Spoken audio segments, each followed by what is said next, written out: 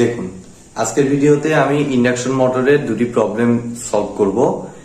প্রথমটি থ্রেজার বই 34.3 এবং পরেরটি 34.4।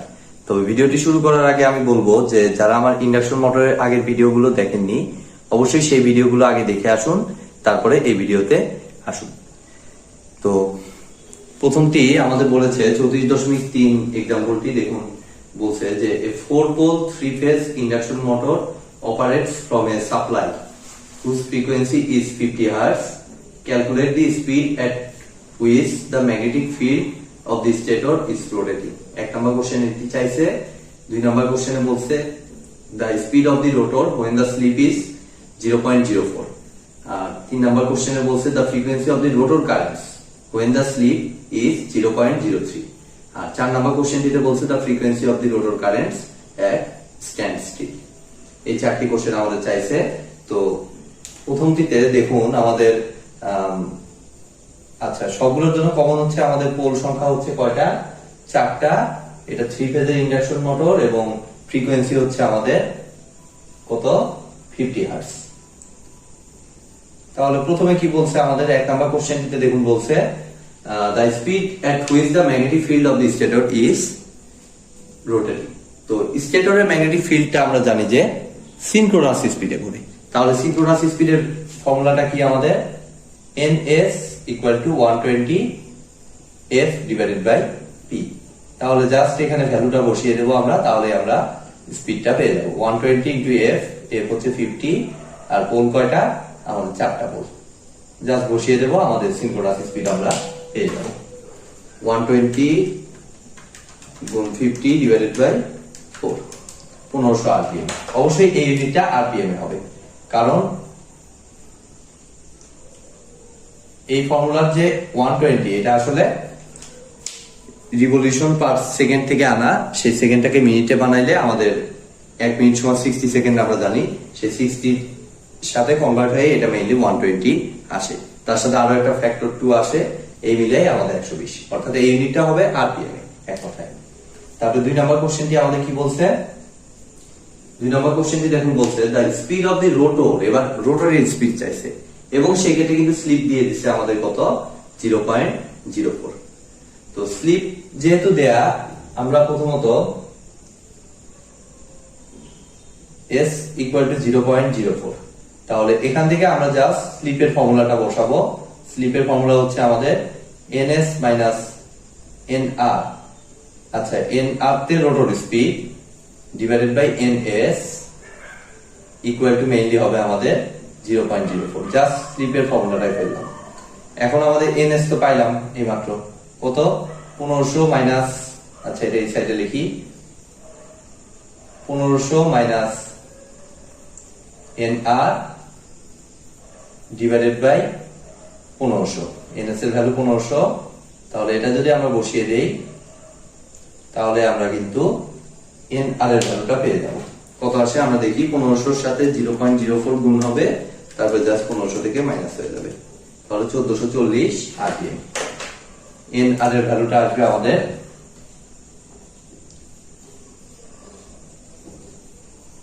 1440 আরপিএম। সিম্পল। এবার আমাদের 3 আর 4 নাম্বার কোশ্চেনটি সলভ করব। 3 নাম্বার কোশ্চেনটিতে বলছে the frequency of the rotor current. The frequency of the rotor current when the slip is 0.03. তাহলে আমরা যে কাজটা করতে পারি, উপরে অংশটা মুছে দিচ্ছি।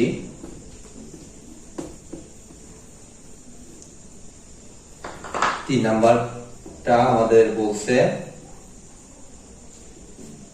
the frequency of the rotor current, অর্থাৎ রোটর কারেন্টের ফ্রিকোয়েন্সিটা। তো ফ্রিকোয়েন্সিটা সিম্পলি রোটর কারেন্টের যে ফ্রিকোয়েন্সি সেটা fr ধরলাম। সেটা কি হবে? আমাদের যে সিস্টেম ফ্রিকোয়েন্সি আছে, অর্থাৎ সিস্টেমের যেটা ইলেকট্রিক্যাল পাওয়ার ইনপুট হচ্ছে সেটার যে ফ্রিকোয়েন্সি, তার সাথে আমার জাস্ট স্লিপটা গুণ হয়ে যাবে। অবশ্যই সেই স্লিপটাকে আমরা অন্য একটা স্লিপ s প্রাইম করলাম, কারণ এখানে কিন্তু আগের স্লিপ 0.04 কে কিন্তু আমাদের s ধরা হয়েছে। তো এখানে কিন্তু বলছে স্লিপটা 0.03, ভ্যালু চেঞ্জ হয়ে গেছে, চেঞ্জ করে দিচ্ছে ওরা। তাহলে এই অনুযায়ী আমাদের ভ্যালু যদি এখন বসাই আমি 0.03 ইন্টু এফ কত আমাদের 50, জাস্ট এটা গুণন করে দিব আমরা, কিন্তু তাহলেই এই নিউ ফ্রিকোয়েন্সিটা পাবো রোটরের 1.5 হার্টজ, 1.5 হার্টজ, জাস্ট এটা লিখলেই হবে। আর 4 নম্বর কোশ্চেনটিতে কি বলছে দেখুন। 4 নম্বর কোশ্চেনটির জন্য আমাদের এটুকু মুছে দিচ্ছি, লাগবে না। The frequency of the rotor currents at standstill. Standstill কথাটার মানে হচ্ছে অ্যাকচুয়ালি আমাদের ইনিশিয়াল যে পজিশনটা, ঠিক আছে। তো ইনিশিয়াল পজিশনে কিন্তু আমার রোটরে কোনো স্পিড থাকে না। অর্থাৎ সিম্পলি আপনি চিন্তা করুন, আপনি একটি ফ্যানের সুইচ দিলেন, ফ্যানের সুইচ দেওয়ার সাথে সাথে কিন্তু সেই ফ্যানটা ঘোরে না। প্রথমে স্টেটরটা ম্যাগনেটিক ফিল্ড পায়, প্রথমে স্টেটরটা ম্যাগনেটিক ফিল্ড পেয়ে অর্থাৎ সিনক্রোনাস স্পিডে ঘোরে হচ্ছে এই স্টেটরটা। তারপরে সময়ের সাথে একটু পরে কিন্তু আমাদের রোটরটা যখন স্পিড পায় তখনই কিন্তু ফ্যানটা ঘোরা শুরু করে, ঠিক আছে, ফুল আরপিএম এ ঘোরা শুরু করে, ঠিক আছে। অর্থাৎ শুরুর অবস্থায় কিন্তু আমাদের রোটরে কোনো স্পিড থাকে না। অর্থাৎ সেক্ষেত্রে আমরা যদি এটা, আমি যদিও এর আগের একটি ক্লাসে থিওরিতে আলোচনা করেছি, স্ট্যান্ড স্টিল অবস্থায় যদি এটাকে এস ডাবল প্রাইম মনে করি, তাহলে এটা হবে NS minus N R prime মনে করলাম, এটা divided by N R NS. তাহলে শুরুর অবস্থায় এন আর প্রাইম 0, তাহলে এনএস কাটা গিয়ে আমাদের এস ডাবল প্রাইমের ভ্যালুটা আসে হলো 1। এক কথায় এই ভ্যালুটা আসবে হলো 1 শুরুর অবস্থায়, ঠিক আছে। তাহলে এটা অনুযায়ী আমরা এখন দেখব আমাদের the frequency of the rotor current at standstill। তাহলে এই অবস্থায় আমাদের রোটর কারেন্টের ফ্রিকোয়েন্সি এফআর প্রাইম মনে করলাম, যেহেতু আগেটা এফআর ধরছি, তাহলে এটা অবশ্যই হবে আমাদের S double prime into system frequency, এই আগের ফর্মুলায়। এখন এস ডাবল প্রাইমের ভ্যালু 1 আর এফ এর ভ্যালু হচ্ছে 50, তাহলে 50 হার্টজ। অর্থাৎ ইনিশিয়াল পজিশনে হচ্ছে আমাদের 50 হার্টজ হবে এটার অ্যান্সার। তো এবার চলুন আমরা দ্বিতীয় প্রবলেমটি সলভ করি, 34.4 যেটা।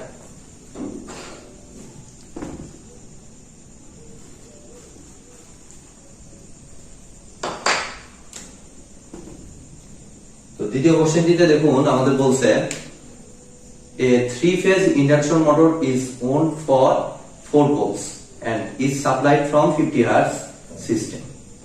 অর্থাৎ আমাদের পোল সংখ্যা হচ্ছে 4টা, আমরা ডাটা আগেই লিখে নিচ্ছি, আর ফ্রিকোয়েন্সি হচ্ছে 50 Hz।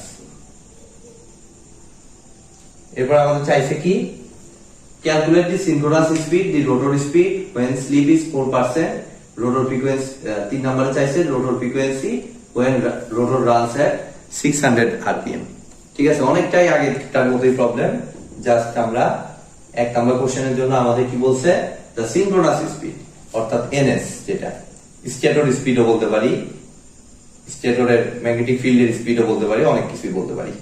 তো 120 ns equal to 120 f by p, এটা ফিক্স কনস্ট্যান্ট।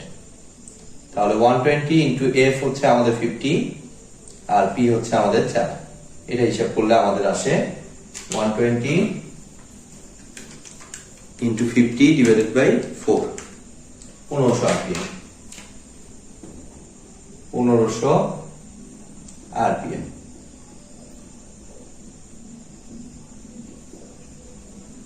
তারপর 2 নম্বর কোশ্চেনটিতে বলছে দি রোটর স্পিড অর্থাৎ এনআর, এক কথায় এনআর, এবং অবশ্যই এক্ষেত্রে স্লিপ দেয়া থাকবে, স্লিপ না দেয়া থাকলে কোশ্চেনটি অ্যান্সার করা পসিবল হবে না, কারণ অন্য কোনো ডাটা কিন্তু দেয়া নেই আমাদের, ঠিক আছে।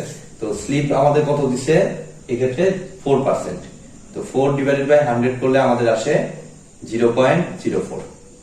তাহলে এই ডাটা অনুযায়ী আমরা যদি এখন হিসাব করি, এস এর ফর্মুলা হচ্ছে আমাদের NS minus NR divided by NS, এত ইকুয়াল টু 0.04।